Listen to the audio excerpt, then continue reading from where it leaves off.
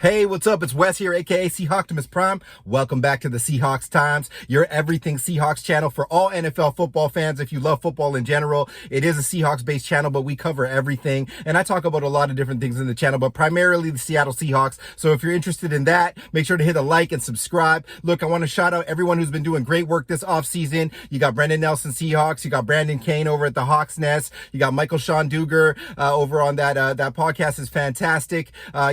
Watch a lot of different things because you get a lot of different perspectives. Dan Viennes, the Seahawkers podcast, I love all that stuff because it gives great perspective and forces me to question my perspective on the Seattle Seahawks in this upcoming season. Anyways, let's talk about that. The NFC, it's not very strong right now. And, we've been talking about that for the last couple years. So I'm going to give you my top 5 NFC teams of this upcoming season and why, really quick why.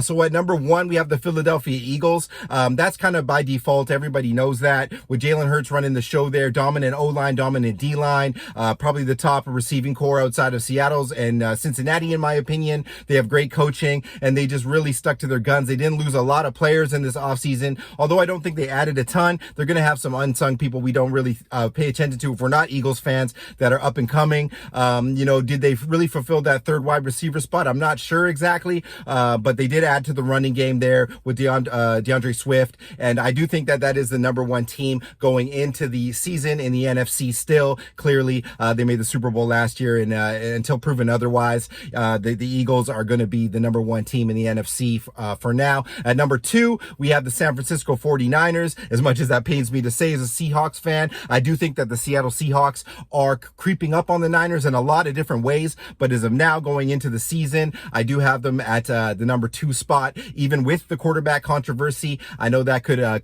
come off the rails for them very early in the year. They have to see what happens with Purdy, Lance, and Darnold, etc. But they still have really, really amazing defensive players and individual talent with Brandon Ayuk, Deebo Samuel, George Kittle, a strong running game, of course, Christian McCaffrey, arguably the best offensive player in the league, and behind that, Mason and Juice and all those guys. So the Niners are still number 2 to me coming out of the gate. At number 3, I have our Seattle Seahawks. Yes, they've made that big of a leap, in my opinion. The national media will not say so, but 2 extremely massive drafts for Seattle, bookend tackles. We've got dominant corners. We've got an amazing run game, which I project to be an amazing run game with Kenneth Walker, Zach Charbonnet, Kenny McIntosh, even DJ Dallas. That's going to be tough for people, and we have really improved the offensive line with Bradford, Oluwatimi at center, many reasons, and year 2 of those tackles going in.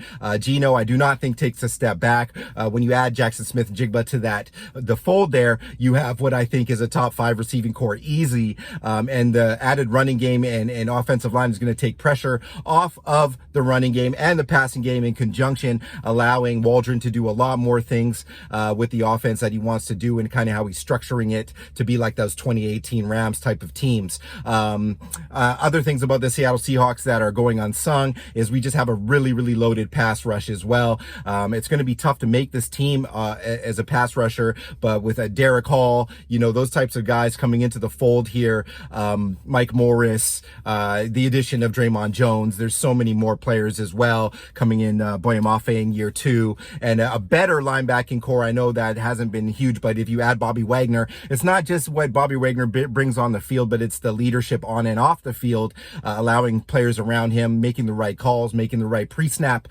calls. It really takes pressure off of the safeties, and Jordan Love, hopefully Jamal Adams returns. That's going to be a lot to deal with. It's going to be tough to pass on Seattle, specifically if they can manage to contain the run and become a top half, even top 18 run defense in the NFL. Your Seattle Seahawks are going to be 3rd going out of the gates to me. Now, after that, it gets really, really interesting. I'm kind of torn here, but I'm going to go with the Detroit Lions behind the Seattle Seahawks. The Detroit Lions are a really, really awesome offense.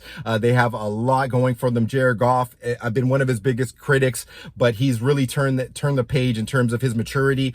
They have a dominating offense. They have really, really great players. Aiden Hutchinson, a really dope O-line. I know they've lost some players, but, the addition of Jahmyr Gibbs, Laporta at tight end, I think that was an underrated draft. I do think they had a weak draft overall, but they've added some players. If even 2 or 3 of them crack, kind of put them over the top from where they were last year. So that's the Detroit Lions there in the number 4 spot.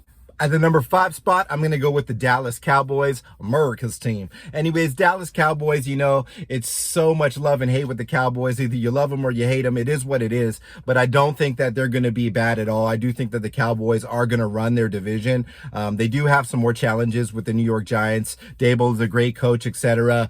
But, when it comes to it, CeeDee Lamb, Dak Prescott, and those guys, and the defense that they have, I do think they're going to get it done, and they're going to be really good this year. They're going to be really focused and steady and ready to be in contention there for the NFC East. Anyways, that's my 1 to 5. It starts with the Philadelphia Eagles. Then you got the Niners. Then you got the Seahawks. Then you got the Detroit Lions. Shout out Detroit, Michigan. And then you got the Dallas Cowboys. That's just my order, my personal opinion, and a high-level overview of what I think is going to unfold this season. Let's focus a little bit back here on the Seahawks now. I am super excited about the preseason this year because there is a lot more set players at position than the past couple of years, and I do think they're going to keep the tread off of the tires of the young players that they know are going to play lots of minutes and that they feel are already going to make the team. So I'm excited to watch a few positional groups, specifically that 3rd and 4th wide receiver spot. I'm looking at guys like D. Eskridge, Derek Young. I want to see who can